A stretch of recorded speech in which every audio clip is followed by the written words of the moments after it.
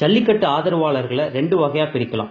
ஒன்னு, நம்ம கலாச்சாரத்தையும் பாரம்பரியத்தையும் பாதுகாக்கணும்னு ஆதரிக்கிறவங்க. ரெண்டு, நாட்டு மாடு அழிஞ்சிடக்கூடாது, ஏட்டுப்பால் நமக்கு கிடைக்கணும், வியாபாரம் வர்த்தகம்னு ஆதரிக்கிறவங்க. நம்ம கலாச்சாரம் பாரம்பரியம் அழிஞ்சிடக்கூடாதுன்னு ஆதரிக்கிறீங்களா? அப்படின்னா நான் உங்களை பாராட்டுறேன். நானும் உங்கள ஒருவன் தான். நம்ம கரகாட்டம், ஒயிலாட்டம், காவடி ஆட்டம், பொய்க்கால் குதிரை, கூத்து, பொம்மலாட்டம், புலியாட்டம், இந்த மாதிரி இன்னும் எவ்வளவோ சொல்லலாம். அது மாதிரி பல கலைகள் அழிஞ்சிட்டு வருது. அதே மாதிரி நம்ம வீர விளையாட்டான ஜல்லிக்கட்டும் அழிஞ்சிடக்கூடாதுன்னு நினைக்கிறேன். இப்ப நம்ம ஜல்லிக்கட்டு தடையா இருக்கிறது பீட்டாங்கிறது ஒரு சின்ன எதிரி தான். நான் திரும்பவும் சொல்றேன், ரொம்ப ரொம்ப சின்ன எதிரி தான். இதே போலதான் ஸ்பெயின்ல புல் ஃபைட்டிங்கிற ஒரு விளையாட்டை தடை செய்ய சொன்னாங்க. அந்த நாட்டோட நீதிமன்றம் என்ன சொல்லிச்சு தெரியுமா? ஸ்பெயினின் பாரம்பரியம் மற்றும் அரசியல் அமைப்புக்கு விரோதமானதுன்னு சொல்லி அதை தடை பண்ணல.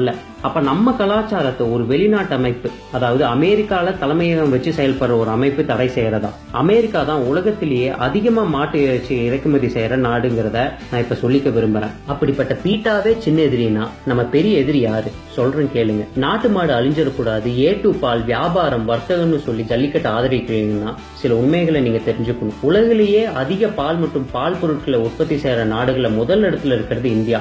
2015 146 மில்லியன் டன் செஞ்சிருக்கோம். 2016 160 மில்லியன் டன் செஞ்சிருக்கோம். மாட்டுப்பால் உற்பத்தியில நமக்கு 2வது இடம். இதுக்கு முக்கியமான பங்களிப்பு கொடுக்கிறது மாநிலங்கள் ராஜஸ்தான், உத்தரப்பிரதேஷ், ஆந்திர பிரதேஷ், மத்திய பிரதேஷ், குஜராத். 2001 உற்பத்திக்கும் 2015 உற்பத்திக்கும் பார்க்கும்போது ஆந்திரா 123% வளர்ச்சி அடைஞ்சிருக்கு. குஜராத் 100% வளர்ச்சி, மத்திய பிரதேஷ் 104% வளர்ச்சி, ராஜஸ்தான் 118% வளர்ச்சி, உத்தரப்பிரதேஷ் 90% வளர்ச்சி, தமிழ்நாடு வெறும் 39% தான் வளர்ச்சி அடைஞ்சிருக்கு. ஏன்?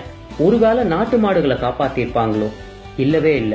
100 வருஷத்துக்கு முன்னாடி 130 நாட்டு மாடு இனங்கள் இந்தியாவில இருந்துச்சு.